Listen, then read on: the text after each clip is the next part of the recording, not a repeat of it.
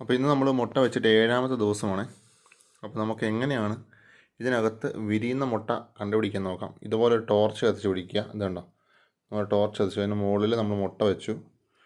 ഇതിനുള്ളിലേക്ക് നോക്കിയാൽ കാണാൻ സാധിക്കും, ഈ മുട്ടയ്ക്കുള്ളിൽ കണ്ടോ ഒരു കറുത്ത സംഭവം അനങ്ങുന്നുണ്ടോ? കണ്ടോ, നല്ല ക്ലിയർ ആയിട്ട് കാണാൻ സാധിക്കും. പിന്നെ ഞരമ്പുകൾ കണ്ടോ. അപ്പോൾ ഇതിനകത്ത് ജീവനുണ്ട്, ജീവൻ്റെ തുടിപ്പുണ്ട്. കണ്ടോ,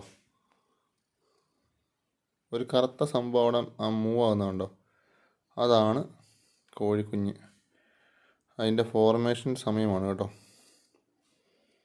അപ്പോൾ ഇങ്ങനെയാണ് നമ്മൾ ഇത് വിരിയുമോ ഇല്ലയോ എന്ന് ചെക്ക് ചെയ്യുന്നത്.